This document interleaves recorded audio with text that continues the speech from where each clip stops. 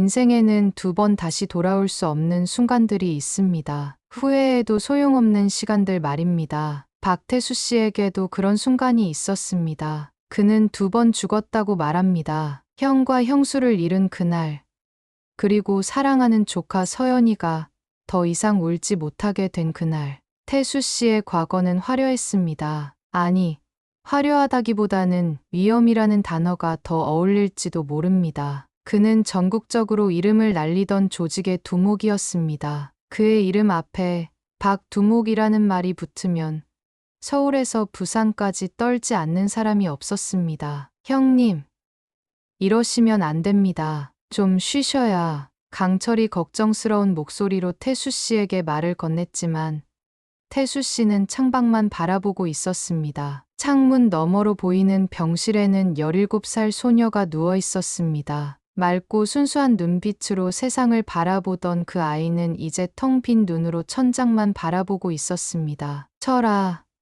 내가 두 번째로 죽은 건 서연이가 웃음을 잃었을 때였어. 긴 한숨과 함께 태수 씨는 병실 문을 열었습니다. 병실 안으로 들어가면서도 그의 눈에는 과거의 기억들이 스쳐 지나갔습니다. 그날의 비가 내리던 밤, 형과 형수의 장례식 날, 그리고 어린 서연이의 작은 손을 잡고 삼촌이 지켜줄게라고 약속했던 그 순간까지.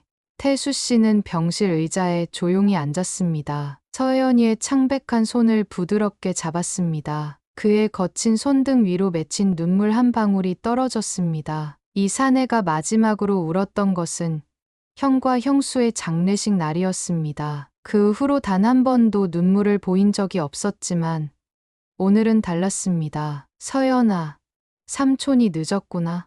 미안하다. 병실의 침묵 속에서 태수 씨의 목소리만이 작게 울렸습니다. 창문 너머로 저물어가는 노을이 병실을 붉게 물들였습니다. 그 붉은 빛 속에서 그의 눈빛은 10년 전 거리를 누비던 그 냉철한 눈빛으로 돌아가고 있었습니다. 다시는 누구도 너를 아프게 하지 못할 거야. 병실 밖에서 그를 지켜보던 강철은 태수 씨의 등 뒤로 서서히 변해가는 형님의 모습을 보았습니다. 10년간 잠자고 있던 야수가 다시 깨어나고 있었습니다. 그리고 그것은 어쩌면 이 조용한 시골 마을에 불어닥칠 피바람의 시작일지도 모른다는 불길한 예감이 들었습니다. 병실 밖 복도에서는 의사와 간호사들이 바삐 움직이고 있었고 멀리서 누군가의 우는 소리가 들려왔습니다. 하지만 태수 씨의 귀에는 아무것도 들리지 않았습니다. 오직 자신의 심장 소리와 조카의 가녀린 숨소리만이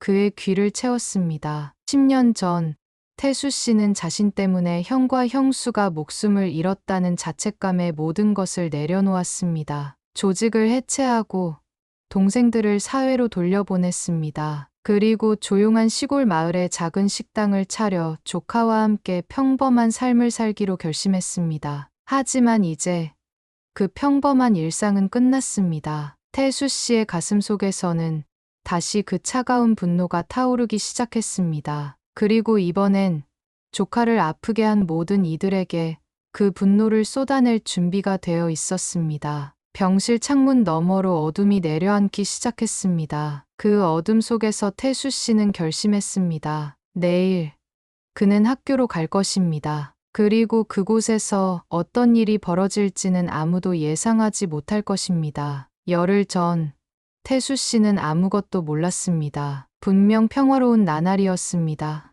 작은 식당 서연이네에서 태수 씨는 조카가 좋아하는 된장찌개를 끓이고 있었습니다. 10년 전 그의 손에서는 흉기가 들려 있었지만 지금은 주걱이 들고 있었고 그 거친 손길은 이제 음식을 담는 정성으로 채워져 있었습니다. 형님, 오늘 장사 잘 됐습니다. 특히 돼지갈비가 인기였어요. 강철은 태수 씨가 조직을 나갈 때 함께 따라 나온 사람입니다. 한때는 그의 오른팔이자 부두목이었던 사내였습니다. 지금은 주방장이라는 직함으로 태수 씨와 함께 식당을 운영하고 있었습니다. 사실 이 식당은 서연이를 위한 것이었습니다. 부모를 잃은 아이에게 안정된 삶을 주기 위해 두 사내는 모든 것을 버리고 이곳에 정착했습니다. 철아, 서연이 학교가 끝났을 시간인데 왜 아직 연락이 없지?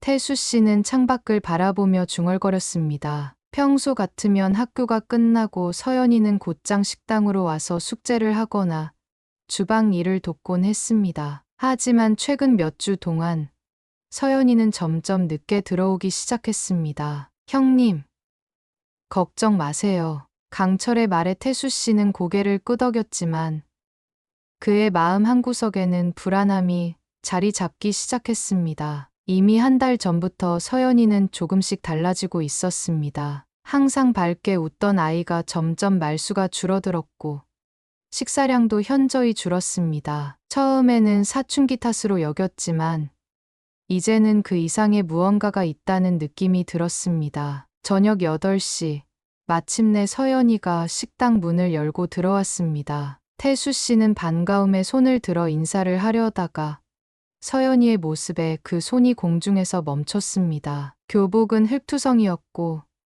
한쪽 무릎에는 피가 흐르고 있었습니다. 그리고 무엇보다 서연이의 눈에는 생기가 사라져 있었습니다. 서연아, 무슨 일 있었니? 태수 씨의 질문에 서연이는 잠시 고개를 들어 삼촌을 바라보았습니다. 하지만 곧 고개를 숙이며 작은 목소리로 대답했습니다. 아니에요. 삼촌, 그냥 오다가 넘어졌어요. 그 말을 끝으로 서연이는 곧장 2층 자신의 방으로 올라갔습니다. 남겨진 태수 씨와 강철은 서로를 바라보며 깊은 한숨을 내쉬었습니다. 태수 씨의 직감은 거의 틀린 적이 없었습니다. 과거 조직을 이끌 때도 그의 예감은 항상 정확했습니다. 그리고 지금 그의 직감은 서연이에게 무언가 심각한 일이 일어나고 있다고 말하고 있었습니다. 그날 밤, 태수 씨는 서연이의 방 앞에서 한참을 서성였습니다. 문을 두드리려다가 다시 손을 내리기를 반복했습니다. 결국 그는 문을 두드리지 않고 자신의 방으로 돌아갔습니다. 내일 아침에 이야기해보자라는 생각이었습니다. 하지만 다음 날 아침, 서연이는 이미 집을 나간 후였습니다. 식탁 위에는 쪽지 하나만 덩그러니 놓여 있었습니다. 삼촌, 오늘은 일찍 등교해야 해요. 아침은 먹고 가니 걱정하지 마세요. 태수 씨는 그 쪽지를 한참 동안 바라보았습니다. 서연이의 글씨체가 예전과 달라 보였습니다. 떨리는 손으로 쓴 듯한 흔적들이 보였고 종이 한쪽에는 눈물 자국으로 번진 흔적도 있었습니다. 형님, 오늘 학교 앞에 가봐야 할 것 같습니다. 아침부터 식당을 찾아온 강철이 진지한 목소리로 말했습니다. 태수 씨는 잠시 생각하다가 고개를 끄덕였습니다. 두 사람 다 더 이상 참고 볼 수만은 없다는 생각이었습니다. 그날 낮, 강철은 서연이의 학교 근처에서 하루 종일 기다렸습니다. 그리고 오후 4시, 마침내 서연이가 학교 문을 나서는 모습을 보았습니다. 하지만 서연이는 혼자가 아니었습니다. 3명의 여학생과 2명의 남학생이 서연이를 둘러싸고 있었습니다. 겉으로 보기에는 친구들이 함께 다니는 것처럼 보였지만 강철의 눈에는 그것이 결코 친근한 모습으로 보이지 않았습니다. 강철은 조심스럽게 그들을 따라갔습니다. 그들은 학교에서 조금 떨어진 공원으로 향했습니다. 그곳에서 벌어진 일은 강철의 가슴을 무겁게 짓눌렀습니다. 서연이는 무릎을 꿇고 있었고 다른 아이들은 그녀를 둘러싸고 웃고 있었습니다. 그중 한 남학생이 서연이의 머리카락을 잡아당기며 뭐라고 말하고 있었습니다. 강철의 눈앞에서 펼쳐지는 광경은 그를 과거의 어두운 기억 속으로 끌어들였습니다. 문상우라는 남학생은 서연이의 머리카락을 잡아당기며 웃고 있었고 다른 아이들은 그 모습을 스마트폰으로 촬영하고 있었습니다. 서연이는 고개를 숙인 채 몸을 떨고 있었습니다. 야, 박서연, 내 삼촌이 옛날에 조폭 두목이었다면서. 그러니까 우리한테 돈을 좀 가져와. 안 그러면 이 영상 학교에 다 뿌릴 거야. 상우의 말에 다른 아이들이 키득거리며 웃었습니다. 서연이는 여전히 대답하지 않았지만 그녀의 어깨는 더 심하게 떨리고 있었습니다. 강철은 본능적으로 달려나가려 했지만 그 순간 자신을 억눌렀습니다. 이것은 단순한 일회성 괴롭힘이 아닌 조직적이고 지속적인 학교 폭력이었습니다. 증거가 필요했습니다. 강철은 자신의 휴대폰을 꺼내 그 광경을 촬영하기 시작했습니다. 오늘은 10,000원만 가져와. 다음 주부터는 20,000원씩. 알았지?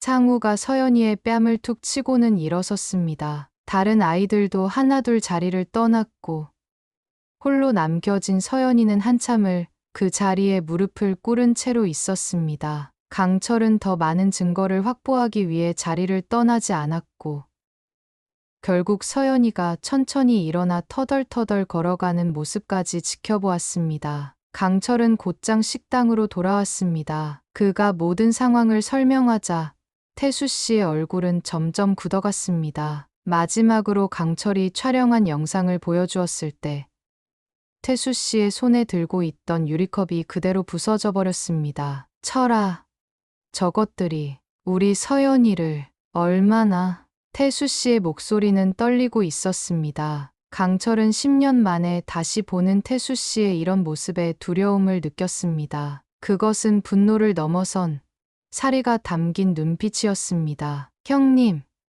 일단 증거는 확보했으니 학교에 신고부터 해보는 게 어떨까요? 강철의 말에 태수 씨는 아무 대답도 하지 않았습니다. 그저 부서진 유리 조각을 하나씩 집어들며 생각에 잠겨 있었습니다. 얼마 후 서연이가 식당 문을 열고 들어왔습니다. 태수 씨와 강철은 서연이를 바라보았고 서연이는 그들의 시선을 피하려 했지만 이미 늦었습니다. 서연아, 삼촌하고 이야기 좀 할까? 태수 씨의 부드러운 목소리에 서연이는 잠시 망설이다가 고개를 끄덕였습니다. 두 사람은 식당 뒤편 작은 방으로 들어갔습니다. 그곳에서 태수 씨는 서연이의 손을 잡고 모든 것을 물었습니다. 처음에는 말하기를 거부하던 서연이었지만 태수 씨의 따뜻한 눈빛에 결국 모든 것을 털어놓기 시작했습니다. 삼촌, 미안해요. 제가 문제가 생겨서 삼촌께 걱정 끼쳐드릴까봐. 서연이의 말은 흐느낌으로 끊어졌습니다. 태수 씨는 조카의 손을 더 단단히 잡아주었습니다. 그 순간 서연이가 소매를 걷어 올렸고 그곳에는 여러 개의 멍과 상처가 있었습니다. 태수 씨의 심장이 무겁게 가라앉았습니다. 언제부터였니? 한 3개월 전부터요. 처음에는 그냥 놀리는 정도였는데 점점 심해졌어요. 삼촌이 예전에 그런 일을 하셨다는 걸 알고 나서는 더. 서연이의 말에 태수 씨는 고개를 숙였습니다. 결국 자신의 과거가 조카에게 해를 끼친 것이었습니다. 태수 씨는 가슴속에서 타오르는 분노를 억누르며 조카를 안아주었습니다. 서연아, 이제 괜찮아. 삼촌이 다 해결해 줄게. 그날 밤 서연이가 잠든 후 태수 씨와 강철은 앞으로의 계획을 논의했습니다. 강철은 학교와 교육청에 신고하자고 제안했지만 태수 씨의 생각은 달랐습니다. 철아, 신고해서 뭐가 달라질 것 같아? 저 문상우라는 놈의 부모는 이 지역에서 꽤 영향력 있는 사람들이야. 학교에서도 쉬쉬할 가능성이 크지. 태수 씨의 말은 현실적이었습니다. 강철도 그 점을 부정할 수 없었습니다. 이런 시골 마을에서 지역 유지의 아들이 저지른 일을 공식적인 절차로 해결하기란 쉽지 않을 것이었습니다. 그럼 형님, 어떻게 하실 겁니까? 강철의 질문에 태수 씨는 잠시 침묵했다가 입을 열었습니다. 내일 학교에 가봐야겠어. 그 말 한마디에 강철은 등골이 서늘해지는 느낌을 받았습니다. 태수 씨가 가봐야겠다고 말할 때 그 특유의 어조를 알았기 때문입니다. 10년 전 그 어조로 말할 때마다 피바람이 불었던 기억이 떠올랐습니다. 다음 날 아침 태수 씨는 평소보다 일찍 일어났습니다. 그는 오랫동안 입지 않았던 정장을 꺼내 입었습니다. 거울 앞에 선 그의 모습은 더 이상 소박한 식당 주인이 아니었습니다. 그곳에는 한때 서울의 밤거리를 지배했던 박두목의 모습이 돌아와 있었습니다. 형님, 강철이 걱정스럽게 태수 씨를 바라보았습니다. 태수 씨는 미소를 지으며 강철의 어깨를 두드렸습니다. 걱정 마라. 내가 먼저 교장실부터 찾아가 볼 테니 넌 서연이 좀 잘 부탁해. 태수 씨는 서연이의 방을 들여다보았습니다. 아직 자고 있는 조카의 모습에 잠시 마음이 흔들렸지만 이내 마음을 다잡았습니다. 그리고 그는 학교를 향해 천천히 걸음을 옮겼습니다. 아침 8시, 태수 씨는 해밀고등학교 정문 앞에 서 있었습니다. 등교하는 학생들이 그를 힐끔힐끔 쳐다보았습니다. 마을에서는 잘 알려진 서연이네 식당 주인이었지만 오늘의 그는 완전히 달라 보였습니다. 깔끔한 검은색 정장에 반듯하게 빗어 넘긴 머리.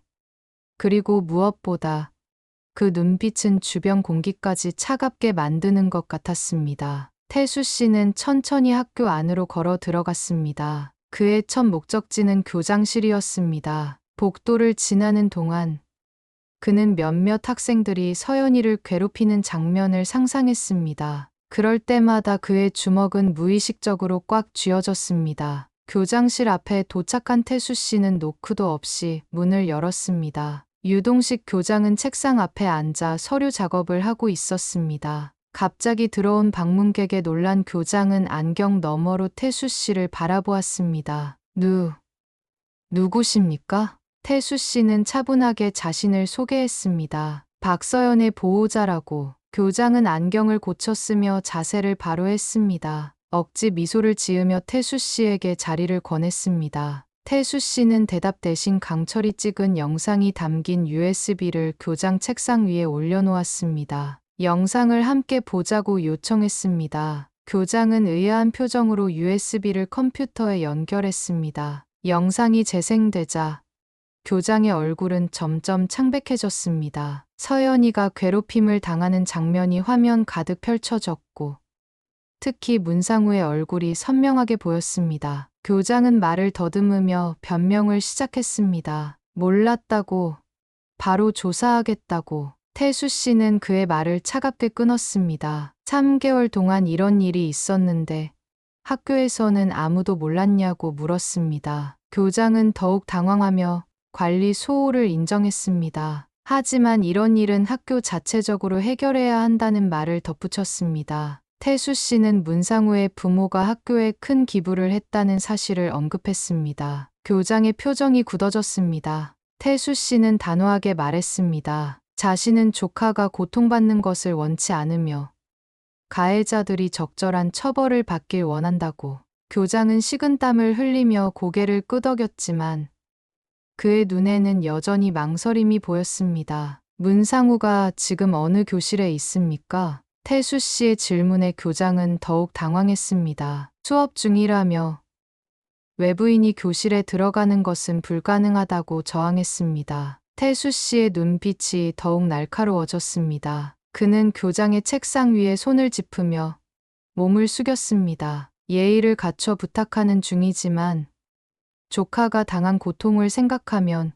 이 정도 예의조차 유지하기 힘들다고 말했습니다. 교장은 떨리는 손으로 전화기를 들었습니다. 행정실에 문상우의 위치를 물었고 잠시 후 2학년 3반이라는 답변을 받았습니다. 태수 씨는 고개를 끄덕이며 교장실을 나섰고 교장은 급하게 그의 뒤를 따랐습니다. 2학년 3반 교실 앞에 도착한 태수 씨는 잠시 숨을 고르고 문을 열었습니다. 교실 안의 모든 시선이 그에게로 향했습니다. 수업 중이던 김소영 교사는 놀란 표정으로 태수 씨를 바라보았습니다. 태수 씨는 정중하게 문상우 학생을 잠시 데려가도 될지 물었습니다. 그의 말투는 예의 바르지만 눈빛은 거부할 수 없는 위압감을 풍기고 있었습니다. 교실 뒤쪽에 앉아있던 문상우가 천천히 자리에서 일어났습니다. 건방진 표정으로 태수 씨에게 누구냐고 물었습니다. 박서연의 삼촌이다. 그 한마디에 상우의 얼굴에서 혈색이 빠져나갔습니다. 태수 씨는 상우에게 교실 밖으로 나오라고 했고 교실을 나서기 전 몇몇 학생들을 더 지목했습니다. 바로 서연이를 괴롭혔던 나머지 일당들이었습니다. 아무도 말하지 않았지만 태수 씨가 지목한 학생들은 마치 마법에 걸린 듯 자리에서 일어나 문 밖으로 나왔습니다. 태수 씨는 학생들을 이끌고 빈 회의실로 향했습니다. 교장과 김소영 교사도 급하게 그 뒤를 따랐습니다. 회의실 문이 닫히자 태수 씨는 학생들 앞에 서서 차분하게 말했습니다. 자신이 조카에게 무슨 짓을 했는지 알고 있다고. 아이들은 서로 눈치를 보며 침묵했습니다. 태수 씨는 휴대폰을 꺼내 강철이 찍은 영상을 보여주었습니다. 영상 속 자신들의 모습을 본 아이들의 얼굴이 하얗게 변했습니다. 창우가 떨리는 목소리로 변명했습니다. 그냥 장난이었다고. 태수 씨의 눈빛이 더욱 매서워졌습니다. 장난으로 남의 돈을 뺏고 머리카락을 잡아당기고 무릎 꿇게 하냐고 물었습니다. 그의 목소리는 낮았지만 그 안에 담긴 분노는 방 안의 모든 이들을 떨게 만들었습니다. 김소영 교사가 말을 끼어들었습니다. 학교폭력위원회를 개최하겠다고. 태수 씨는 곧바로 그녀에게 질문했습니다. 선생님도 이 사실을 알고 계셨냐고. 김소영 교사의 표정이 굳어졌습니다. 태수 씨는 서연이가 여러 번 도움을 청했지만 선생님이 참으라는 말만 했다고 언급했습니다. 김소영 교사의 얼굴이 붉어졌고 그녀는 고개를 숙이며 사과했습니다. 그녀도 문상우의 부모님 때문에 어쩔 수 없었다는 변명을 시작했지만 태수 씨는 더 이상 듣지 않았습니다. 태수 씨는 다시 학생들을 향해 돌아섰습니다. 이들이 조카에게 한 일을 절대 잊지 않을 것이며 곧 그들의 부모님도 만나볼 것이라고 말했습니다. 창우가 벌떡 일어서며 자신의 아버지가 누구인지 아느냐며 으름장을 놓았습니다. 태수 씨는 움직이지 않았지만 그의 눈빛만으로도 상우의 말은 공중에서 끊어졌습니다. 태수 씨는 천천히 상우에게 다가가 그의 눈을 똑바로 바라보았습니다. 상우의 아버지가 지역 상공회 부회장 문건우라는 것을 알고 있다고 말했습니다. 그리고 상우는 아직 자신이 누구인지 모르는 것 같다고 덧붙였습니다. 태수 씨의 목소리는 더욱 낮아졌고 그 말을 들은 교장의 얼굴이 창백해졌습니다. 교장은 중얼거렸습니다.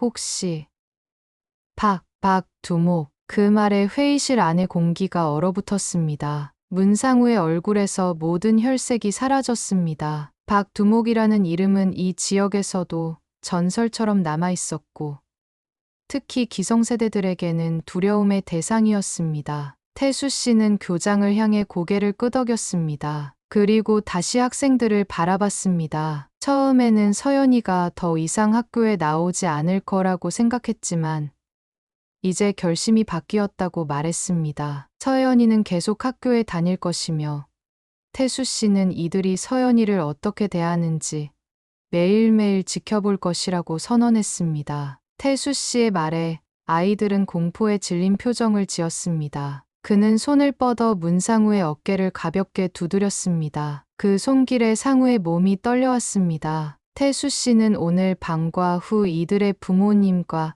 만나 모든 일을 설명할 것이라고 말했습니다. 태수 씨는 회의실을 나서려다가 다시 한번 돌아보았습니다. 만약 서연이에게 또다시 어떤 일이 생긴다면 그는 문장을 끝맺지 않았지만 모두가 그 의미를 이해했습니다. 태수 씨는 회의실을 나와 학교를 빠져나갔습니다. 그의 등 뒤로 혼란에 빠진 학교는 마치 태풍의 눈 속에 있는 것 같은 고요함이 감돌았습니다. 학생들과 교사들 사이에서는 이미 소문이 퍼지기 시작했습니다. 박두목이 나타났다는 소문이 10년 전 이 지역에서 가장 강력했던 조직의 두목이 자신의 조카를 위해 돌아왔다는 이야기가 순식간에 퍼져나갔습니다. 식당으로 돌아온 태수 씨는 강철에게 간단히 상황을 설명했습니다. 강철은 걱정스러운 표정을 지었습니다. 문상우의 아버지 문건우가 만만한 상대가 아니라는 것을 알고 있었기 때문입니다. 지역 정재계에 강한 영향력을 가진 인물이었고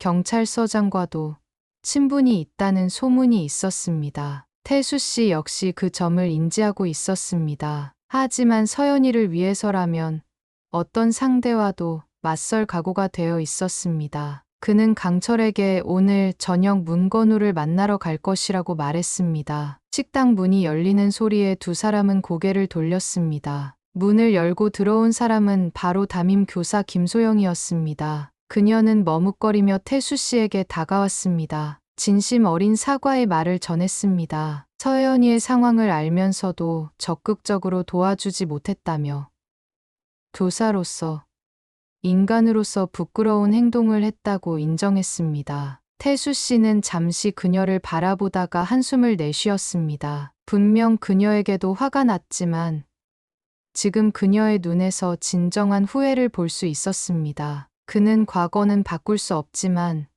앞으로 서연이를 잘 보살펴 주신다면 그걸로 충분하다고 말했습니다. 김소영 교사는 눈물을 참으며 고개를 끄덕였습니다. 그리고 그녀는 가방에서 서류 봉투를 꺼내 태수 씨에게 건넸습니다. 그것은 문상우와 그 친구들이 서연이에게 한 일들에 대한 증거였습니다. 교사가 몰래 모아둔 것이었습니다. 학생들이 SNS에 올린 영상들, 서연이의 소지품을 훼손한 사진들, 모두 그 안에 담겨 있었습니다. 태수 씨는 놀란 표정으로 봉투를 받아들였습니다. 그 내용물을 확인하자 그의 손이 떨려왔습니다. 서연이가 당한 괴롭힘의 정도가 상상했던 것보다 훨씬 심각했기 때문입니다. 서연이의 얼굴에 낙서를 한 사진, 교복을 찢는 장면, 심지어 화장실에 가둔 영상까지 있었습니다. 김소영 교사는 이 증거들이 경찰에 신고할 때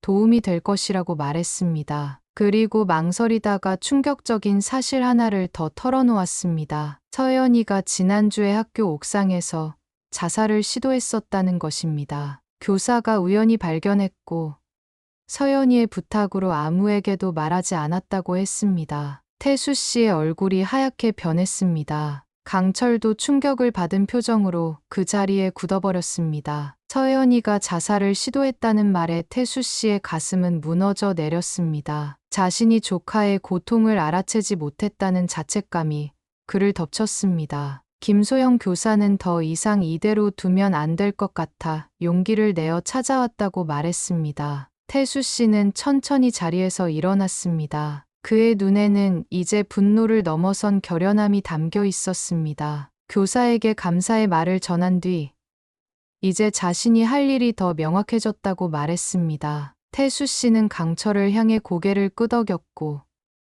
강철은 즉시 그 의미를 이해한 듯 자리에서 일어났습니다. 두 사람은 식당을 나서 차에 올랐습니다. 강철이 어디로 가는지 물었고 태수 씨는 단호하게 문상우의 집으로 향하겠다고 대답했습니다. 문상우의 집은 마을에서 가장 큰 주택 중 하나였습니다. 웅장한 철문과 높은 담장이 외부인의 출입을 막고 있었습니다. 태수 씨는 인터폰 버튼을 눌렀습니다. 경비원이 누구냐고 물었고 태수 씨는 차분하게 자신을 소개했습니다. 문건우 회장을 만나러 왔다고 말했습니다. 약속이 있냐는 질문에 태수 씨는 없지만 문건우의 아들 상우와 관련된 중요한 얘기가 있다고 대답했습니다. 잠시 후 철문이 열렸고 태수 씨와 강철은 넓은 정원을 지나 현관에 도착했습니다. 문건우가 현관에서 그들을 맞이했습니다. 그는 냉담한 목소리로 무슨 일로 왔느냐고 물었습니다. 태수 씨는 정중하게 자신을 소개하고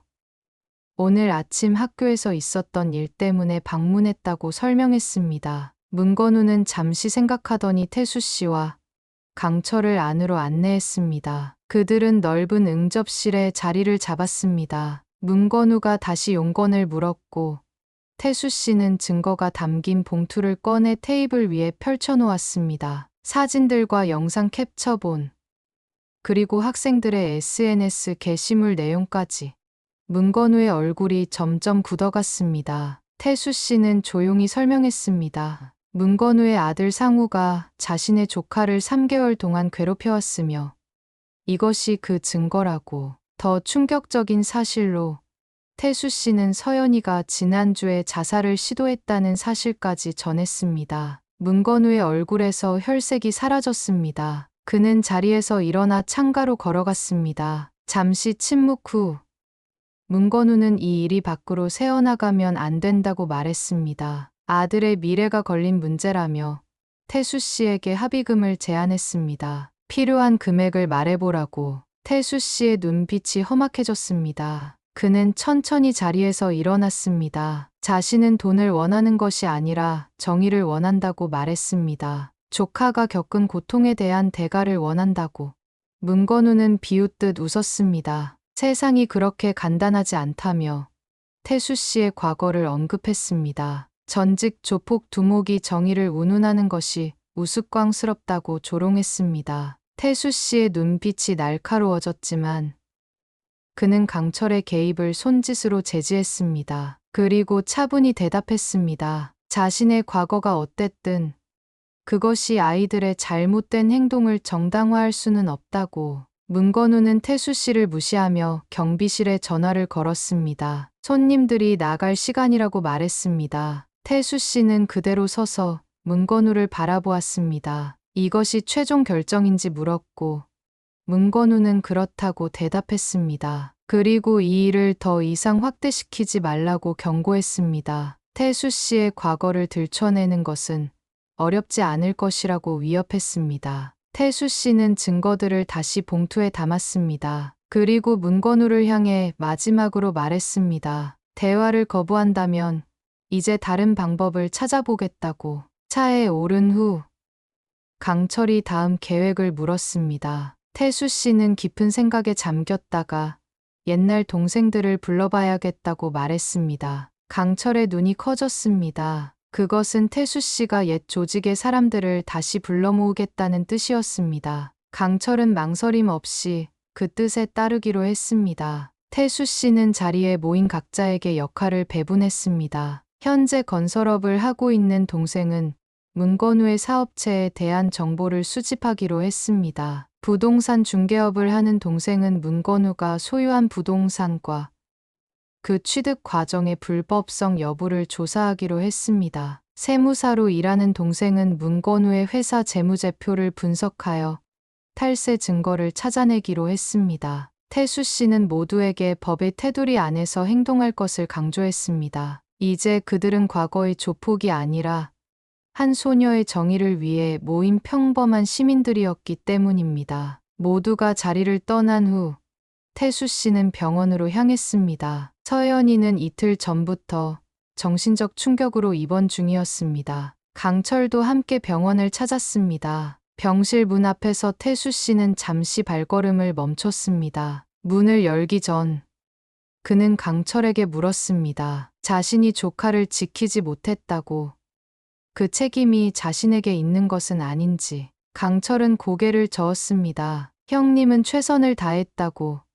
이제라도 알게 되어 다행이라고 위로했습니다. 태수 씨는 깊은 숨을 내쉬고 병실 문을 열었습니다. 서연이는 창가 쪽 침대에 누워 있었습니다. 창밖을 바라보던 그녀는 문이 열리는 소리에 고개를 돌렸습니다. 태수 씨를 본 서연이의 눈에 눈물이 고였습니다. 태수 씨는 조용히 서연이의 침대 옆에 앉았습니다. 그는 조카의 손을 부드럽게 잡았습니다. 서연이는 울음을 참으며 삼촌에게 미안하다고 말했습니다. 자신 때문에 삼촌이 걱정하게 해서, 자신 때문에 삼촌이 다시 과거의 일을 떠올리게 해서. 태수 씨는 고개를 저었습니다. 미안한 것은 자신이라고. 조카의 고통을 알아채지 못한 것은 자신의 잘못이라고 말했습니다. 그리고 이제부터는 모든 것이 달라질 것이라고 약속했습니다. 서연이는 눈물을 흘리며 삼촌의 품에 안겼습니다. 병원에서 나온 태수 씨와 강철은 다음 계획을 논의했습니다. 동생들이 모은 정보는 일주일 후에 취합될 예정이었습니다. 그때까지 서연이의 상태가 안정되길 바랐습니다. 하지만 상황은 태수 씨의 예상보다 빨리 진행되었습니다. 그날 저녁, 문건우는 자신이 가진 인맥을 총동원했습니다. 태수 씨의 과거 행적과 범죄 기록을 찾아내고 그것을 바탕으로 압박을 가하기 시작했습니다. 다음 날 아침, 두 명의 형사가 서연인의 식당을 찾아왔습니다. 그들은 태수 씨에게 과거 조직 폭력 관련 사건에 대한 조사를 재개한다고 통보했습니다. 이미 공소시효가 지난 사건들이었지만 새로운 증거가 발견되었다는 명목이었습니다. 태수 씨는 차분하게 형사들을 응대했습니다. 그는 이미 이런 압박이 있을 것을 예상했습니다. 형사들이 떠난 후 강철이 분노했습니다. 문건우가 경찰을 움직인 것이 분명하다며 화를 냈습니다. 태수 씨는 고개를 끄덕였습니다. 그러나 그는 예상치 못한 미소를 지었습니다. 이런 노골적인 압박은 오히려 자신들에게 유리할 수 있다고 말했습니다. 문건우가 공권력을 사적으로 이용한 증거가 될 수 있기 때문입니다. 그날 오후 태수 씨는 김소영 교사에게 연락했습니다. 서연이의 상태를 확인하고 학교 측의 대응을 물었습니다. 김소영 교사는 학교에서 큰 변화가 있었다고 전했습니다. 문상우와 그 일당들이 등교하지 않고 있으며 교장이 긴급 교직원 회의를 소집했다고 했습니다. 태수 씨는 김소영 교사에게 부탁했습니다. 혹시 학교에서 어떤 회유나 압박이 있더라도 서연이의 편에 서줄 것을. 교사는 망설임 없이 약속했습니다. 이제 그녀는 자신의 책임을 다할 것이라고. 한편 문건우는 자신의 사무실에서 변호사와 만남을 가지고 있었습니다. 그는 태수 씨를 어떻게든 제압하려는 계획을 세우고 있었습니다. 하지만 그의 표정은 점점 어두워졌습니다. 변호사는 현재 수집된 증거들로는 태수 씨를 곤경에 빠뜨리기 어렵다고 설명했습니다. 오히려 역풍을 맞을 수 있다고 경고했습니다. 문건우는 책상을 내리쳤습니다. 그는 어떻게든 이 문제를 덮고 싶었습니다. 아들의 미래와 자신의 명성이 걸린 문제였기 때문입니다. 변호사는 최선의 방법은 합의라고 조언했습니다. 금전적 보상을 통해 사건을 조용히 마무리하는 것이. 다음 날 태수 씨는 동생들로부터 첫 번째 정보를 받았습니다. 문건우의 건설회사가 몇몇 공공 입찰 과정에서 불법을 저질렀다는 증거였습니다. 불법 하도급과 자재 부실 사용, 매물 제공 등의 정황이 담겨 있었습니다. 태수 씨는 이 정보를 검토한 후 다음 단계를 준비했습니다. 이제 그는 문건우에게 역제안을 할 준비가 되어 있었습니다. 단순한 금전적 합의가 아닌 서연이와 같은 피해자들을 위한 제대로 된 정의를 요구할 계획이었습니다. 그날 밤 태수 씨는 병원을 다시 찾았습니다. 서연이는 조금씩 회복되고 있었습니다. 그녀의 눈에 약간의 생기가 돌아오기 시작했습니다. 태수 씨는 서연이에게 자신의 계획을 설명했습니다. 그리고 무엇보다 중요한 것은 서연이의 의견이라고 말했습니다. 서연아, 삼촌이 모든 걸 해결해 줄게. 하지만 내가 어떻게 했으면 좋겠는지 말해줄래? 서연이는 잠시 생각하더니 고개를 들었습니다. 그녀의 눈에는 결연한 의지가 담겨 있었습니다. 삼촌, 저는 도망치고 싶지 않아요.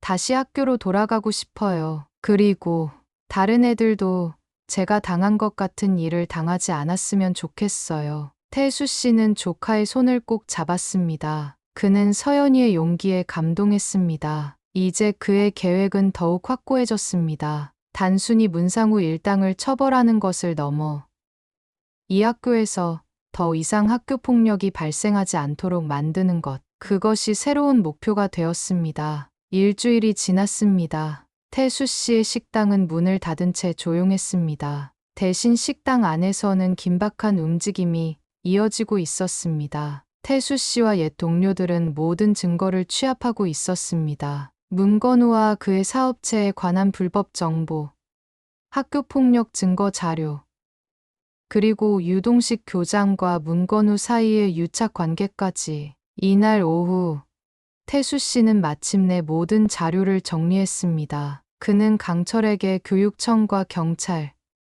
그리고 지역 언론사에 보낼 자료들을 준비하라고 지시했습니다. 동시에 문건우에게도 연락을 취했습니다. 마지막으로 대화할 기회를 주기 위해서였습니다. 태수 씨는 서연이를 데리고 학교로 향했습니다. 오늘은 서연이가 입원 후 처음으로 등교하는 날이었습니다. 학교 앞에 도착하자 많은 학생들의 시선이 그들에게 쏠렸습니다. 소문은 이미 학교 전체에 퍼져 있었습니다. 서연이의 삼촌이 전설적인 박두목이라는 사실, 그리고 문상우 일당이 서연이를 괴롭혔다는 사실까지. 태수 씨는 서연이의 어깨를 가볍게 감싸며 용기를 북돋아 주었습니다. 서연이는 깊은 숨을 내쉬고 교문 안으로 걸어 들어갔습니다. 태수 씨는 그녀가 교실로 들어가는 것을 지켜본 후 교장실로 향했습니다. 교장실에는 유동식 교장뿐만 아니라 문건우도 앉아 있었습니다. 그들의 표정은 굳어 있었습니다. 태수 씨는 조용히 문을 닫고 그들 앞에 앉았습니다. 이렇게 두 분을 한자리에서 만나게 되어 다행입니다. 태수 씨의 말에 문건우가 불편한 듯 자세를 바꿨습니다. 교장은 식은땀을 흘리며 태수 씨를 바라보았습니다. 태수 씨는 서류 가방을 열어 자료들을 꺼냈습니다. 그는 천천히 자료를 펼치며 설명했습니다. 문건우의 회사가 저지른 불법 행위들, 유동식 교장이 받은 뇌물, 그리고 학교폭력 사건을 은폐하기 위한 그들의 공모 관계까지. 문건우의 얼굴이 점점 창백해졌습니다. 그는 자리에서 벌떡 일어나 태수 씨를 가리키며 소리쳤습니다. 협박이냐고. 이것이 불법이라고. 태수 씨는 평온한 표정을 유지한 채 대답했습니다. 이것은 협박이 아니라 진실을 밝히는 과정이라고. 태수 씨는 계속해서 말했습니다. 이 자료들은 이미 교육청과 경찰, 그리고 언론사에 전달될 준비가 되어 있다고. 하지만 그 전에 그들에게 선택의 기회를 주고 싶었다고. 유동식 교장이 떨리는 목소리로 물었습니다. 무엇을 원하는 것인지. 태수 씨는 간단하게 3가지 조건을 제시했습니다. 첫째, 문상우와 그 일당들은 학교폭력에 대한 책임을 지고 사과와 함께 적절한 처벌을 받을 것. 둘째, 문건우는 자신의 회사 이익 일부를 학교폭력 피해자 지원 재단에 기부할 것. 셋째, 유동식 교장은 사임하고 이 학교의 학교폭력 방지를 위한 시스템을 구축할 것. 문건우는 비웃으며 이 제안을 거절했습니다. 그는 여전히 태수 씨의 과거를 들먹이며 위협했습니다. 하지만 태수 씨는 이미 그런 위협에 대비하고 있었습니다. 그는 마지막 카드를 꺼냈습니다.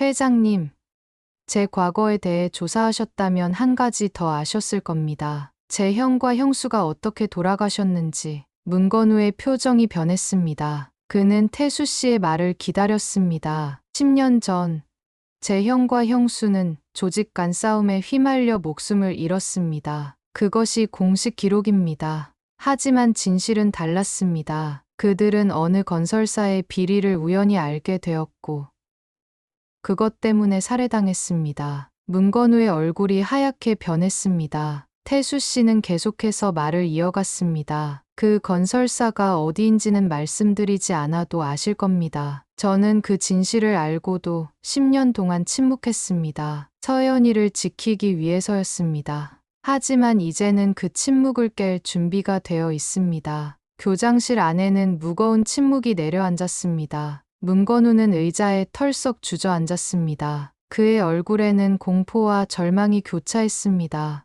유동식 교장은 두 사람을 번갈아 바라보며 상황을 파악하려 했습니다. 태수 씨는 마지막으로 말했습니다. 저는 복수를 원하지 않습니다. 단지 서연이와 같은 아이들이 더 이상 고통받지 않길 바랄 뿐입니다. 선택은 회장님께 달려 있습니다. 문건우는 잠시 침묵하다가 깊은 한숨을 내쉬었습니다. 그는 천천히 고개를 끄덕였습니다. 태수 씨의 조건을 받아들이겠다는 뜻이었습니다. 그날 오후, 학교에는 큰 변화가 일어났습니다. 문상우와 그 일당들은 교장실로 불려갔고, 그곳에서 서연이에게 공개적으로 사과했습니다. 유동식 교장은 사임 의사를 밝혔고, 문건우는 학교폭력 피해자 지원을 위한 기금 마련을 약속했습니다. 서연이는 교실로 돌아왔습니다. 학생들은 처음에는 어색한 시선으로 그녀를 바라보았지만 김소영 교사의 중재로 점차 서연이를 대하는 태도가 변화했습니다. 특히 문상우 일당에게 괴롭힘을 당했던 다른 학생들이 서연이에게 다가와 용기를 내줘서 고맙다고 말했습니다. 방과 후